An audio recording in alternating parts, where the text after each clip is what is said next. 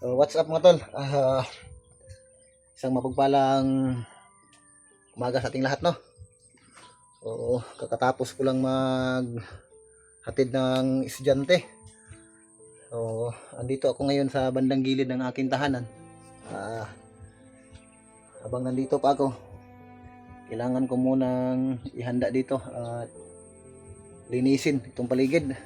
Kasi medyo mahaba-haba na rin yung damo dito. Yung upload natin ngayon mga tol, no, ay update lang muna tayo ngayon, no?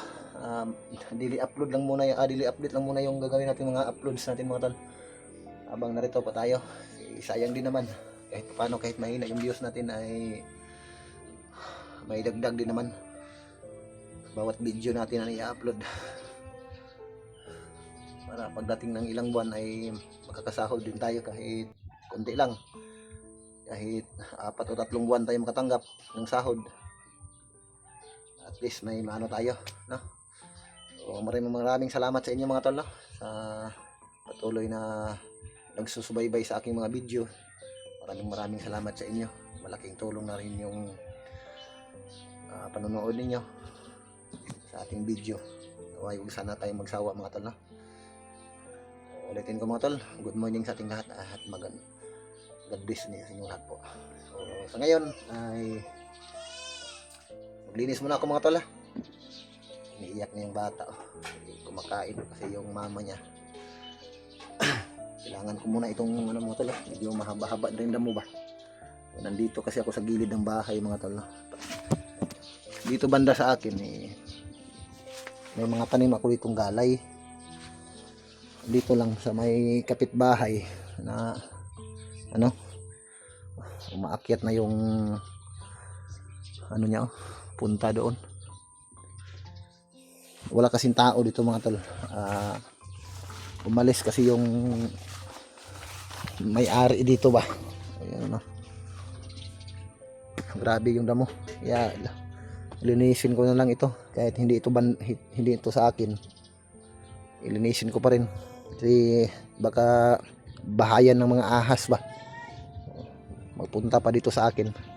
Yung mga nakatira dyan, wala na yan, umalis, natakot siguro kasi parati niya kasi nakikita yung iwan ko lang, baka buntis din yung babae dyan, yung asawa ng nakatira dito. Hindi niya natapos yung bahay, hindi niya natapos, iniwan nila, natakot siguro kasi gabi-gabi siya pinapakita ba.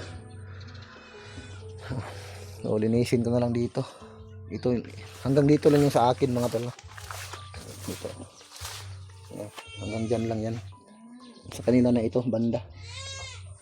So, ganyan pa man ay linisin pa rin natin para hindi bahaya ng ahas ba.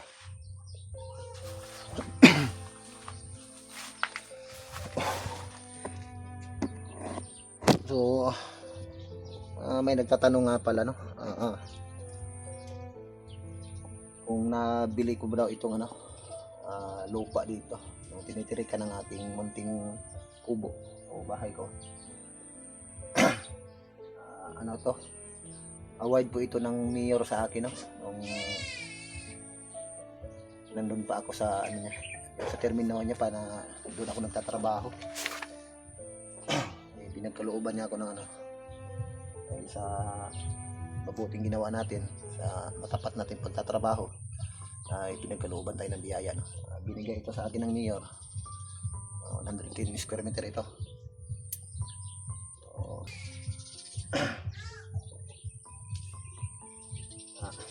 matol, linis muna tayo matol.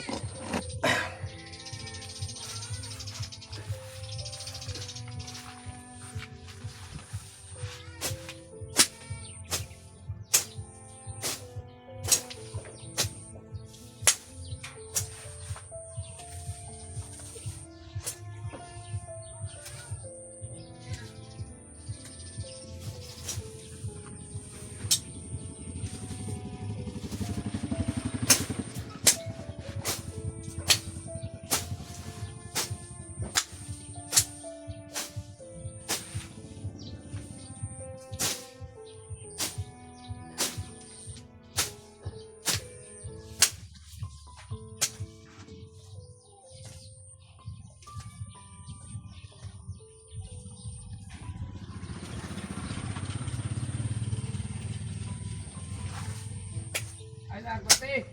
Advance pa. Uy! Kape, kape. Ayun mo na.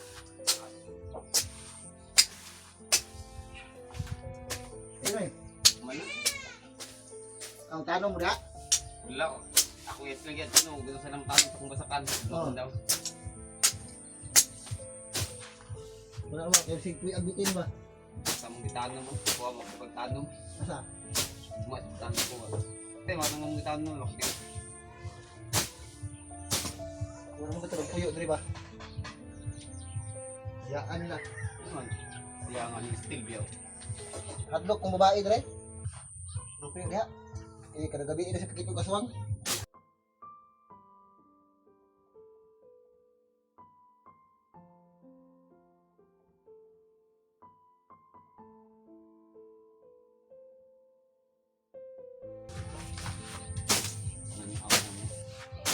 Oh, ganyan.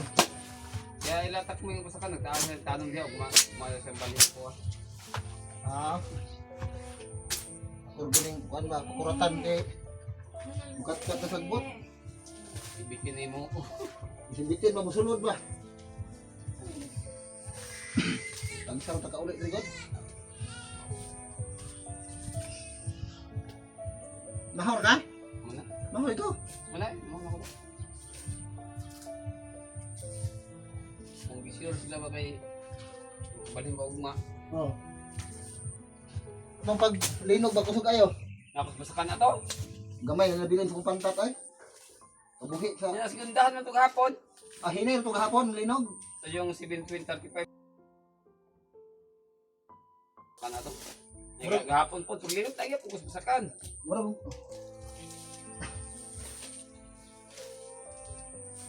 Kusog na linog ito. Mag-ginsan gani o nga. Daghan di patay si ginsan ay. Sumat kahapon asa ang sintro ito. Ay, sigundahan pag-ibi eh.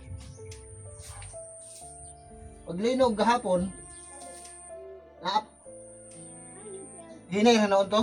Huwag na nabasakan yapon ato lagi. Dalinog rin, ako basakan tuloy. Safety kayo ka nagasbasakan.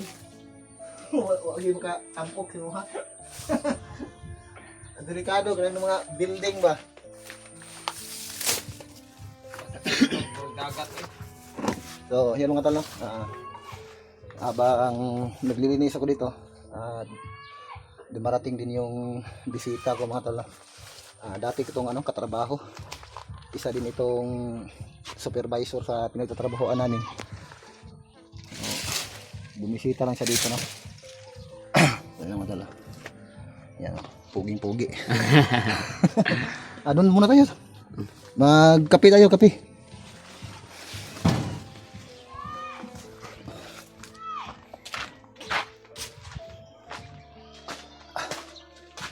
Uy, yung manok. Dito?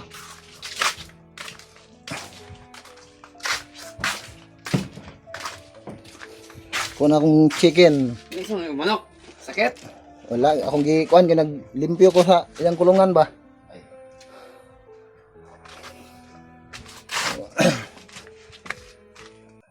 Pagkatapos ng video nito mga tala, mag-ano ko muna ako mga tala.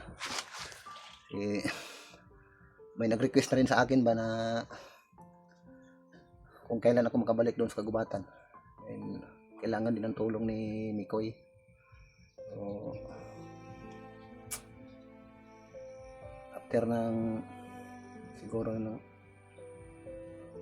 pagkatapos na siguro mga to sa linggong ito kailangan ko muna igayak yung mga anak ko sa pag-aaral at mga gawaing bahay dito.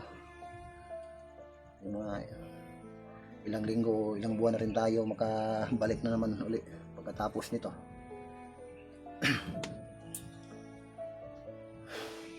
So, dili update lang muna tayo mga tala. So, pagtsagaan nyo muna yung mga upload natin sa ngayon mga tala. Nandito pa tayo sa bahay. Makapagpahinga man tayo. So, ayos din naman. Hindi katulad nung nasa bundok tayo. Araw at gabi wala tayong pahinga doon.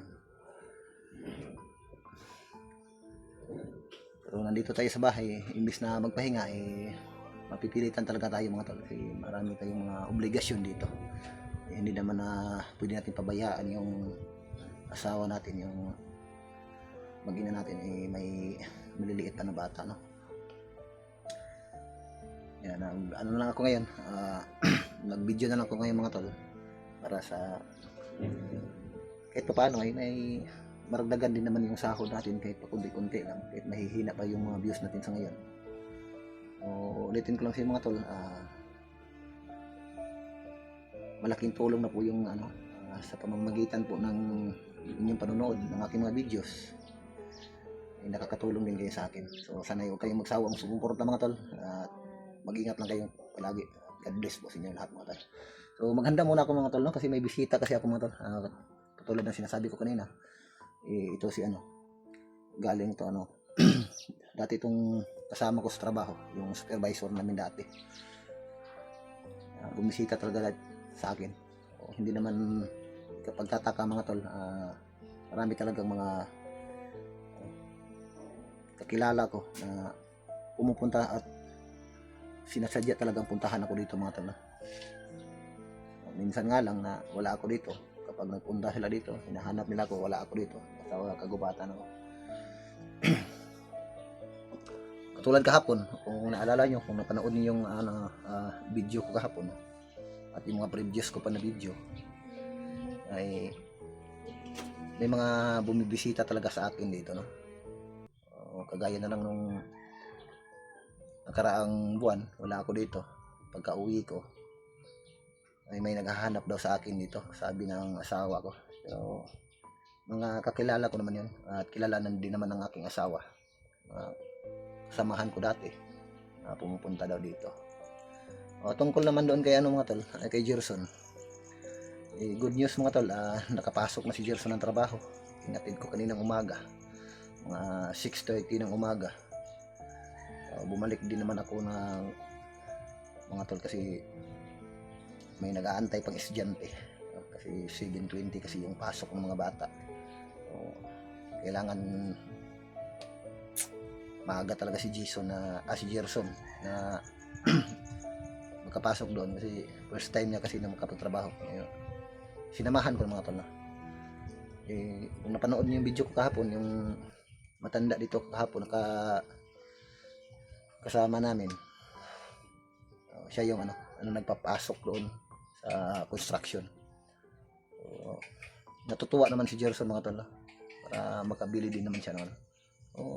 After 1 week from now, ay makakatanggap na rin ng sahod si Gerson kung tuloy-tuloy lang yung pagtatrabaho niya, kung hindi siya aayaw sa kanyang trabaho. Kasi napakapayat kasi ni Gerson mga tol, kawawa kasi yung bata. Hindi naman bata yun, kasi nasa saktong edad na yun, 21 na yun. Mag 22 na yung ngayong darating na susunod na siguro buwan.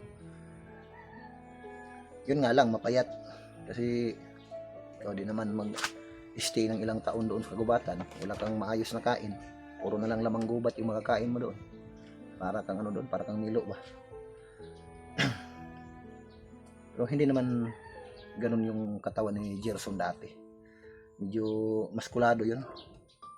Makikita mo naman yung mga niya, mga binti niya, yung mga braso niya. Solid kung tingnan. Malaki yung katawan niya dati. Hindi ko nga siya nakilala kaagad nung nagkita kami. Payat na. Pero sa ngayon, nandito na siya. Dito siya titira sa akin. Naman siya. Hindi katulad nung sa bundok.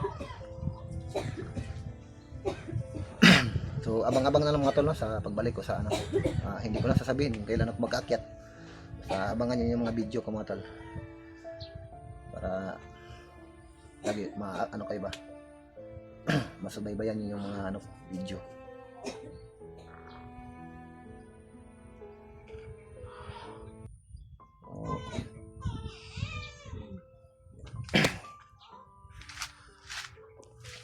Nandito yung tatlong alaga ko mga tol, pang ito ba, pangkatay ito sa kaarawan ng asawa ko mga tol, sa darating na 29 sa buwang ito mga tol. yung pag-alis ko dito, binili ko ito mga tol, 35 pesos bawat piraso, no. Maliit pa, piece pa. Ngayon pag uwi ko, malaki-laki na mga tol, oh. Yung ano, katawan niya. Dako na eh. Panghanda ba sa birthday ni Mrs. Ano? Tatlo yan. Ano pa lang yan? Wala pang isang buwan. Oh. God bless ating lahat mga tol. Ingat kayo. Thank you so much.